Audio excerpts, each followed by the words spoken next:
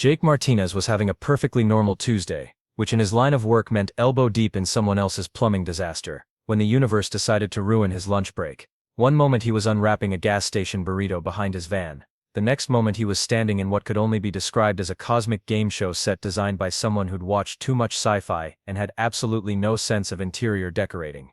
"Greetings, primitive life form," announced a voice that sounded like someone gargling marbles while trying to be dramatic. The source was a 7-foot-tall purple thing with too many eyes and what appeared to be a really unfortunate goatee situation. "I am Vexstar, supreme host of the Galactic Entertainment Network, and you have been selected for the honor of participating in our most popular program." Jake blinked slowly, still holding half a burrito. "I'm gonna need to see some paperwork for this kidnapping situation."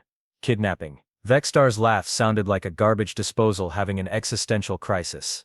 "Oh, you delightful little creature, this is the Primitive Survival Challenge. 30 species from across the galaxy compete on the hostile world of Torment 7, stripped of all technology, forced to rely on their natural biological advantages to survive."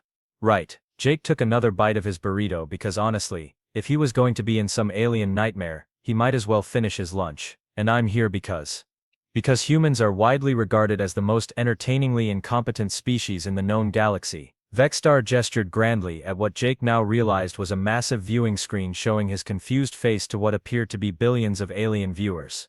"Your species has no natural weapons, no environmental adaptations, no psychic abilities, and apparently no common sense. You're here purely for comic relief." Jake chewed thoughtfully. "So this is like Survivor, but with actual aliens and I'm basically the village idiot." "Precisely, though I suspect you'll be eliminated within the first solar rotation. The betting pools are quite unfavorable for your survival." Vexstar's multiple eyes gleamed with what Jake assumed was amusement. "But don't worry, your inevitable demise will be broadcast across 17 different star systems and provide countless hours of entertainment." "Well, that's just fantastic." Jake crumpled up his burrito wrapper and looked around for a trash can before remembering he was apparently on an alien spaceship. "So what exactly are the rules of this cosmic humiliation fest?" "Simple. No technology whatsoever. No tools, no weapons, no artificial constructs of any kind. You must survive using only what nature provided your species."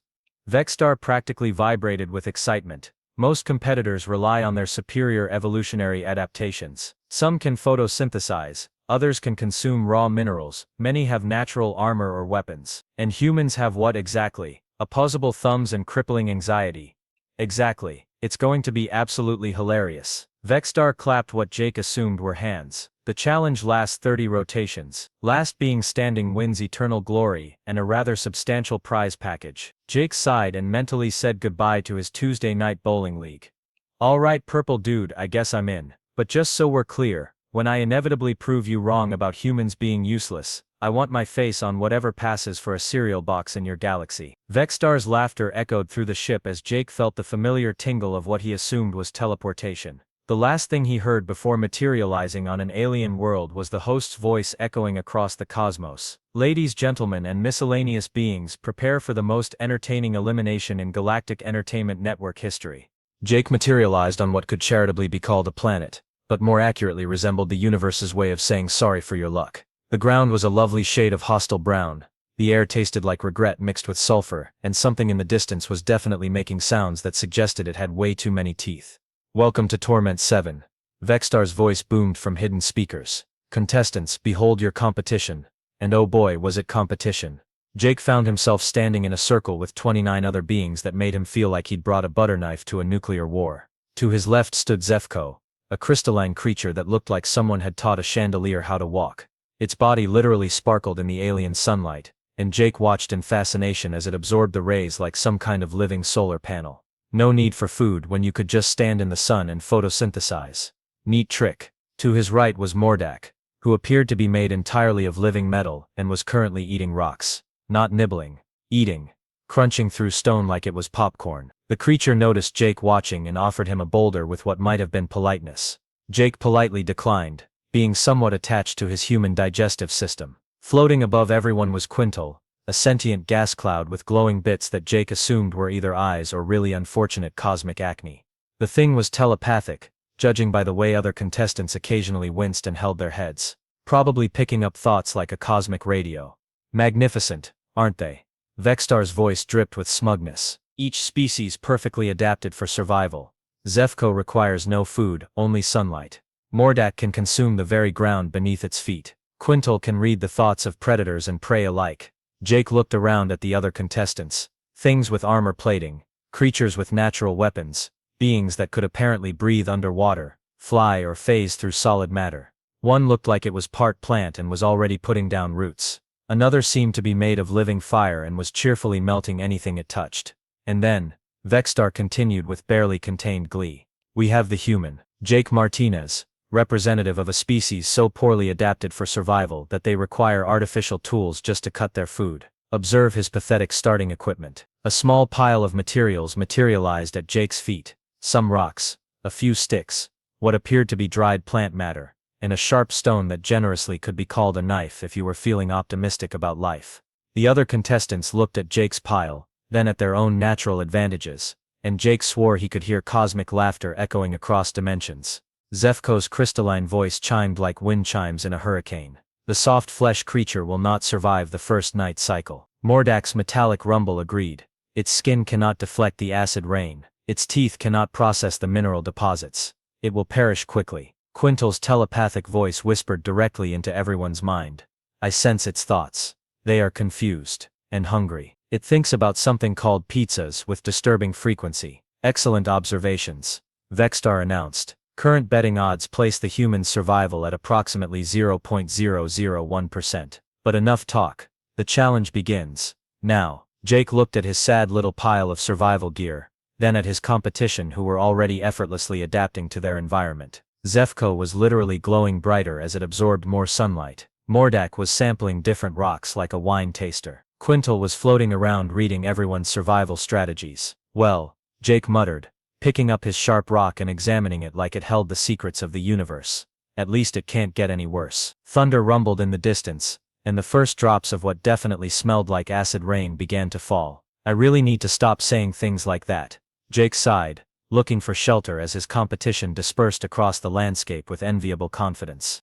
Day 1 of the Primitive Survival Challenge could best be described as a masterclass in how not to survive on an alien death world. Jake spent the first few hours getting intimately acquainted with just how many ways Torment 7 could try to kill him. The acid rain burned. Not enough to melt flesh, thankfully, but enough to make everything sting like he'd been slapped by a particularly vindictive chemistry teacher. While Jake huddled under a rocky overhang like a sad, wet human burrito, he watched his competition handle the weather with insulting ease. Zevko stood in the open, letting the acid rain wash over its crystalline surface. The stuff actually seemed to make it shinier, like the universe's most dangerous car wash. Mordak was completely unbothered, the acid apparently having the same effect on its metal hide as water on a duck. Quintal, being a gas cloud, just absorbed the moisture and grew slightly larger. Spectacular adaptation, Vexstar's commentary echoed across the landscape. While inferior species cower from the elements, our superior contestants thrive. Notice how the human appears to be sulking.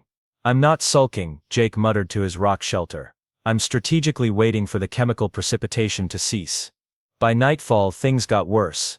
The temperature dropped to somewhere between uncomfortably cold and my organs are contemplating early retirement. Jake managed to build a sad excuse for a shelter using rocks and sticks, which was about as effective as a screen door on a submarine. Meanwhile, his competition was having the time of their lives. The plant creature had literally rooted itself and was somehow generating its own heat. The fire being was, well, made of fire, so temperature was a non-issue. Others had natural insulation, could hibernate, or just didn't seem to care about trivial things like freezing to death. Current survivor count 29, Vexstar announced cheerfully. The human persists, though viewers are advised that this is likely temporary. Day 2 dawned with Jake feeling like he'd been used as a punching bag by a very enthusiastic cosmic boxing instructor. But as he watched his fellow contestants continue their effortless existence, something started nagging at the back of his mind. These aliens were perfectly adapted for survival, sure, but they were also completely dependent on their biological advantages. Zevko could only get energy from sunlight. Mordak could only eat minerals. They were locked into their evolutionary niches like cosmic prisoners. Jake, on the other hand, was a walking disaster with opposable thumbs and a brain that had spent 32 years solving problems with duct tape and creative cursing. While Mordak spent an hour trying to find the right type of rock to eat, Jake watched him with growing fascination. The metal creature was incredibly strong and could consume stone, but it couldn't adapt. It couldn't improvise. It could only do what millions of years of evolution had programmed it to do. That's interesting, Jake muttered, picking up 2 rocks and examining them. Not to eat like Mordak, but to see what he could do with them. He struck them together experimentally. Sparks flew. That afternoon, while Zefko was having its daily photosynthesis session, Jake made his first real discovery. The crystalline being could process sunlight into energy, but it couldn't move that energy around efficiently. It had to stay in direct sunlight to maintain peak performance. Quintel could read thoughts, but it seemed to have trouble with complex problem solving that wasn't directly related to survival instincts. It was like having a cosmic search engine that could only access Wikipedia articles about staying alive. The plant creature could root itself for warmth and nutrients, but once rooted, it was essentially immobile for hours. Every single one of his competitors had incredible strengths paired with equally incredible limitations. They were biological specialists, perfectly adapted for specific conditions. Jake, meanwhile, was a biological generalist with the galaxy's most dangerous weapon, the ability to look at a problem and think, what if I try something completely different? As the second day wound down, Jake managed to get a small fire going using his sparking rocks and some dried plant matter. It wasn't much, but it was warm, and more importantly, it was something none of his competitors had even considered trying. Fascinating. Vexter's voice carried a note of surprise. The human appears to be creating controlled combustion. Our xenobiology experts are baffled by this unprecedented behavior. Jake looked up at the alien sky, where he assumed cameras were recording his every move, and grinned. You know what, Vexter, he called out to the cosmos. I think you guys might have made a tiny miscalculation about humans. He poked his fire with a stick, sending sparks up into the alien night. We're not the most poorly adapted species in the galaxy. We're the most adaptable species in the galaxy. There's a difference. The fire crackled, and for the first time since arriving on Torment 7, Jake Martinez felt like he might actually have a chance. Day 3 began with Jake waking up next to a pile of warm ashes instead of freezing to death in a rocky crevice, which already put him ahead of where he'd expected to be. But more importantly, he woke up with an idea that would have made his high school chemistry teacher weep with pride. As Jake rekindled his fire, he noticed something his biologically superior competitors had missed entirely. They were all getting progressively more disgusting. Zefko's crystalline surface was developing a film of grime that was starting to interfere with its photosynthesis. Mordak had mineral deposits building up in its joints that were making movements sluggish. Even Quintel, the gas cloud, was picking up particulates that were making its telepathic abilities fuzzy. The problem was parasites, bacteria, and general alien nastiness that accumulated when you couldn't properly clean yourself. And apparently, none of these evolutionarily perfect beings had figured out the concept of hygiene beyond stand in acid rain and hope for the best. Jake, meanwhile, had been a plumber for 12 years. He knew exactly what happened when systems got clogged with organic buildup. All right, brain, Jake muttered, poking through his meager supplies. Let's see if you remember anything useful from Mr. Peterson's chemistry class. What he remembered was this fat plus alkaline ash equals soap. Basic saponification, the kind of thing humans had been doing since someone accidentally dropped animal fat into a fire pit and noticed the results cleaned things really well. Step 1, fat acquisition. Jake had noticed several small creatures around the landscape that looked like alien prairie dogs, if prairie dogs were purple and had entirely too many eyes. They weren't particularly fast, and Jake's opposable thumbs gave him a significant advantage in the rock-throwing department. Sorry little purple guys, Jake said, hefting a stone with practiced aim, but I need your fat for science. 20 minutes later, Jake had enough alien prairie dog fat to make his chemistry teacher proud and his conscience mildly uncomfortable. Step 2. Alkaline ash. This was where his fire-making skills paid off. Jake had been burning specific dried plants that he'd noticed left behind a particularly ashy residue. Not just any ash either, but the kind that made his fingers feel slippery when he accidentally got it wet. Potash, Jake announced to no one in particular. Or the alien equivalent. Thank you, universe, for consistent chemistry. Step 3. Controlled saponification. Jake carefully mixed the rendered fat with ash and water in a shallow rock depression, then heated the mixture with hot stones from his fire. The process took most of the morning, but by midday, Jake Martinez had created something that hadn't existed on Torment 7 for potentially millions of years. Soap. Not pretty soap. Not fancy soap. Soap that looked like brownish sludge and smelled like alien prairie dog mixed with campfire, but soap that actually worked. Jake tested it on himself first, using water from a nearby stream that he'd been boiling to kill whatever cosmic nastiness it contained. The soap cut through days of grime, acid rain residue, and general survival filth like nothing he'd ever experienced. More importantly, it killed the microscopic parasites that had been making his skin itch and probably contributing to the general misery of everyone on the planet. Oh, that's the good stuff. Jake sighed, actually feeling clean for the first time since arrival. His skin stopped itching, the minor infections around cuts and scrapes began clearing up immediately. He felt better, looked better, and probably smelled better than anything else on the planet. That's when Vextar's commentary took on a very different tone. Ladies, gentlemen, and assorted beings, we appear to be witnessing unprecedented behavior from the human contestant. The host's voice carried a note of confusion. Our xenobiology team has no explanation for the substance it has created or the dramatic improvement in its physical condition. The other contestants started taking notice too. Zefko, its crystalline surface now visibly clouded with accumulated grime, approached Jake's area with obvious curiosity.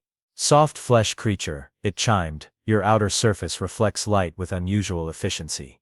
How is this possible? Jake looked at his relatively clean arms, then at Zefko's increasingly dull crystal surface. Trade secret. But I might be willing to share for the right price. Price. Mordak's metallic voice carried confusion. What is price? And that's when Jake realized he'd just introduced capitalism to an alien survival show. Within hours, Jake had established Torment 7's first economy.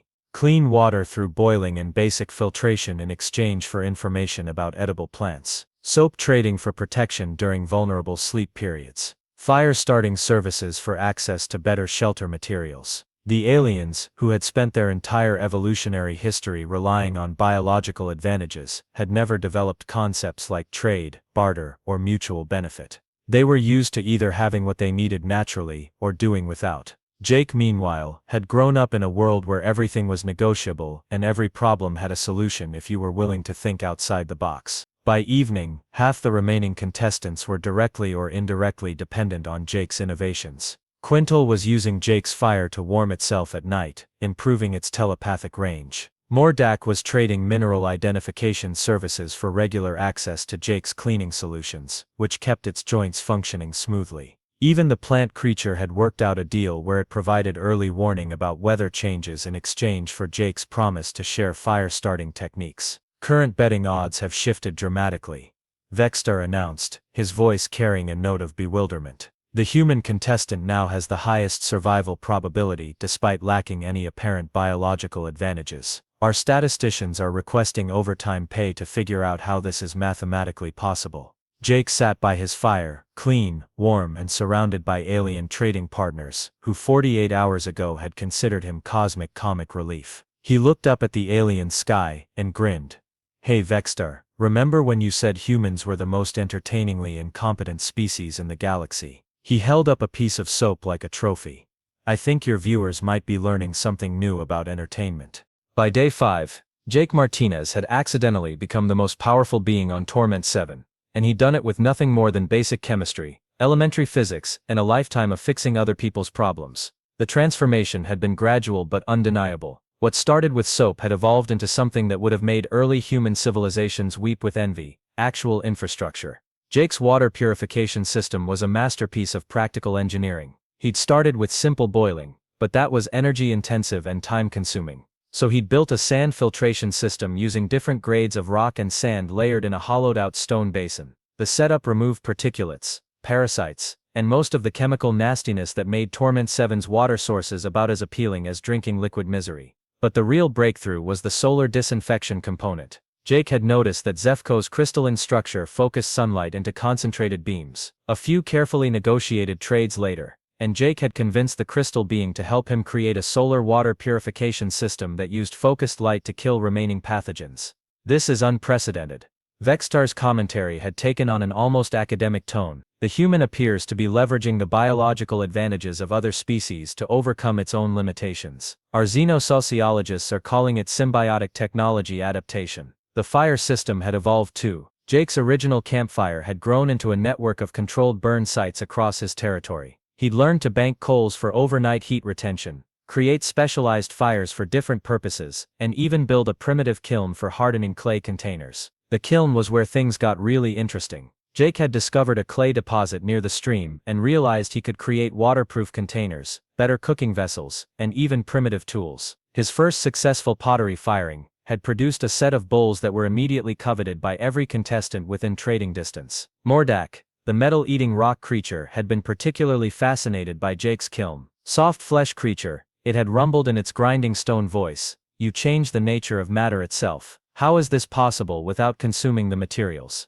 "It's called chemistry, big guy," Jake had explained, pulling a hardened clay pot from the cooling ashes. "I'm not eating the clay, I'm just rearranging its molecular structure with controlled heat application." The concept had apparently broken Mordak's brain. A being that could literally consume stone couldn't comprehend the idea of transforming materials without biological digestion. But Jake's real masterstroke was the tool-making revolution. While his competitors were still limited by their evolutionary hardware, Jake had created an entire workshop's worth of implements. Sharp stones became knives with wooden handles wrapped in plant fiber. Pointed sticks became spears with fire-hardened tips. Flat rocks became hammers with ergonomic grips. Jake had even figured out how to create primitive rope from plant fibers, which opened up possibilities for snares, binding materials, and basic construction. The rope had been a game changer. Jake used it to create elevated sleeping platforms that kept him off the cold ground, food storage systems that protected supplies from scavengers, and even a basic pulley system for moving heavy materials. The human's efficiency has increased by approximately 400%, Vextar announced, his voice carrying what Jake was pretty sure was alien confusion. "It appears to be accomplishing tasks that should require multiple individuals through the use of artificial appendages. They're called tools, Vex," Jake called out to the sky while weaving a basket from plant fibers. "Maybe you should look into them." The other contestants were starting to struggle with problems Jake had solved days ago. Zefko's photosynthesis was becoming less efficient as its surface accumulated more grime, and without access to Jake's cleaning solutions, the crystal being was slowly losing its energy production capacity. Quintel, the telepathic gas cloud, was having trouble maintaining coherent thought patterns as atmospheric particulates interfered with its neural processes. The being that had once casually read minds was now struggling to maintain basic communication. The plant creature, which had seemed so well adapted with its rooting ability, was discovering that staying in one place made it vulnerable to the various nasty things that lived in Torment 7's soil. It was developing what appeared to be root rot, and its leaves were yellowing with some kind of alien plant disease. Even Mordak, the seemingly indestructible metal eater, was having problems. Its joints were seizing up as mineral deposits accumulated, and it was having trouble finding the specific types of rocks its digestive system required. The creature that could eat stone was slowly starving because it couldn't adapt its diet. Meanwhile, Jake was thriving. His clean water system kept him hydrated and healthy. His controlled fires provided warmth, cooking capability, and protection from the various creatures that hunted in the darkness. His tools made every task easier and more efficient. More importantly, his trading network had created a web of dependencies that made him essentially untouchable. Need clean water. Trade with Jake. Want protection from parasites. Jake's got soap. Require fire for warmth. Jake's your guy. By day 7, the contestant count had dropped to 15. The eliminations weren't from dramatic predator attacks or spectacular failures. They were from the slow grinding reality of biological limitations in an environment that demanded adaptability. "This is absolutely unprecedented," Vextar announced during the evening commentary. "The human contestant has essentially created a civilization while other species struggle with basic survival requirements. Our evolutionary biologists are requesting emergency funding to study this phenomenon." Jake sat by his main fire, clean, well-fed and warm, working on his latest project, a primitive loom for creating textiles from plant fibers. Around him, his trading partners huddled close to his fires, benefiting from his innovations while their own biological advantages slowly failed them. "You know what the funny thing is, Vex?" Jake said, addressing the alien sky. "You guys keep calling this a survival challenge, but that's not really what it is." He held up a piece of woven cloth, examining his handiwork in the firelight. "This is a civilization challenge, and turns out, humans are pretty good at that whole civilization thing." The fire crackled, and Jake Martinez smiled as he single-handedly dragged Torment 7 kicking and screaming into the Bronze Age. Day 30 arrived with Jake Martinez sitting on what could generously be called a throne, if thrones were made of woven plant fibers and ergonomically designed by someone who'd spent way too much time thinking about lower back support. Around him, the remnants of Torment 7's superior contestants huddled in what had become less of a survival challenge and more of a very expensive lesson in the difference between evolution and innovation. Ladies, gentlemen, and miscellaneous cosmic entities, Vextar's voice carried across the landscape, though Jake noticed it had lost most of its earlier smugness. After 30 rotations, we have our winner. And I must admit, this outcome was not predicted by any of our statistical models, evolutionary algorithms, or betting pools. Jake looked around at his competition, or what was left of it. 3 contestants remained besides himself, and they were all in various states of what could politely be called biological system failure. Zefko had dimmed to roughly the brightness of a flashlight with dying batteries. The crystalline being's surface was so clouded with accumulated grime that it could barely photosynthesize enough energy to remain conscious. It had been surviving purely on Jake's cleaning services for the past week, trading increasingly desperate favors for access to soap and clean water. Mordak had essentially turned into a very expensive paperweight. The metal eater's joints had seized up completely, and it could barely move without Jake's specially formulated lubricating oil, which Jake had created by processing fat from various alien creatures and mixing it with plant-based compounds. The being that could consume stone had become entirely dependent on Jake's mechanical maintenance services. Quintel was the saddest of all. The once mighty telepathic gas cloud had contracted what Jake could only describe as cosmic hay fever. The atmospheric particulates had so thoroughly contaminated its gaseous form that it could barely maintain coherent thought, let alone read minds. It spent most of its time hovering near Jake's air filtration system, a primitive but effective arrangement of cloth filters and controlled airflow that Jake had built to process the worst of Torment 7's atmospheric nastiness. The final standings are as follows, Vextar announced, his voice carrying what Jake was pretty sure was the alien equivalent of existential crisis. In 4th place, Quintel of the Nebular Collective, eliminated by respiratory system contamination. In 3rd place, Mordak of the Crystalline Hegemony, eliminated by mechanical joint failure. In 2nd place, Zefko of the Photosynthetic Alliance, eliminated by surface contamination preventing energy absorption. Jake stood up from his throne, stretching muscles that were in better shape than they'd been when he'd started this cosmic adventure. 30 days of practical engineering, regular exercise, and a diet of properly cooked food had done wonders for his physique. He looked like a man who'd spent a month at the world's most extreme health spa. And in 1st place, Vextar continued, his voice now carrying unmistakable awe, Jake Martinez of the Sol System, species designation human, who has achieved victory through what our xenobiological experts are calling applied technological adaptation in primitive environmental conditions. Also known as thinking, Jake called out to the sky, grinning broadly. You might want to write that down for future reference. The air shimmered, and Vextar materialized on the surface of Torment 7 for the first time since the challenge began. The 7-foot purple being looked around at Jake's settlement with what Jake assumed was fascination mixed with deep confusion. This is extraordinary, Vextar said, examining Jake's water purification system. You have created functional technology without access to any advanced materials or manufacturing processes. How is this possible? It's called intelligence, Vex, Jake said, settling back into his throne. See, you guys have been thinking about this all wrong. You've been so focused on biological evolution that you forgot about the other kind of adaptation, the kind that happens up here. He tapped his temple. But your species has no natural advantages, Vextar protested. No armor, no weapons, no environmental immunities, no psychic abilities. That's exactly the point, Jake said, gesturing around his settlement. We don't have natural advantages, so we had to get creative. We had to learn to make tools, to build things, to solve problems that our biology couldn't handle. Every other species in this challenge was locked into their evolutionary niche. They could only do what their biology allowed them to do. He stood up and walked over to his kiln, where his latest batch of pottery was cooling.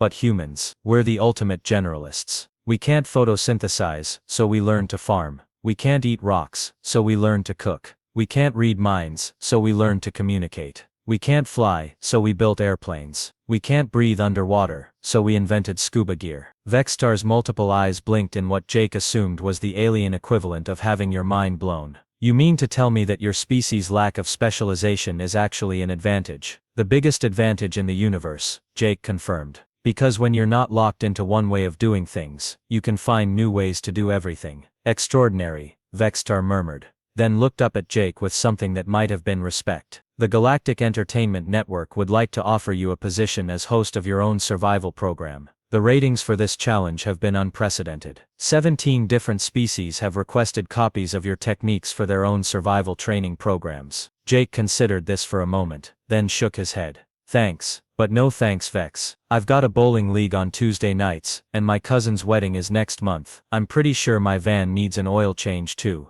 But the fame, the fortune, the opportunity to revolutionize survival training across the galaxy. Look, purple guy, Jake said, patting Vextar on what he assumed was a shoulder. I came here to prove that humans aren't the cosmic joke you thought we were. Mission accomplished. Now I just want to go home and forget that soap making is apparently a galaxy-changing technology. The air shimmered again, and Jake felt the familiar tingle of teleportation. As Torment 7 faded around him, he heard Vextar's voice one last time. Ladies, gentlemen, and miscellaneous beings, it appears that humans are not the most entertainingly incompetent species in the galaxy. They are, in fact, the most entertainingly competent species in the galaxy. And that is far more terrifying. Jake materialized behind his plumbing van in Phoenix, still holding a piece of alien pottery. He looked at it for a moment, then tossed it in the dumpster behind the gas station. He had a bathroom sink to unclog, and Mrs. Henderson had been calling about her garbage disposal all week. As he drove away, Jake didn't notice the small group of alien scientists who had been watching his settlement on Torment 7 through hidden cameras. They were frantically taking notes on his pottery techniques, his water purification methods, and his tool-making processes.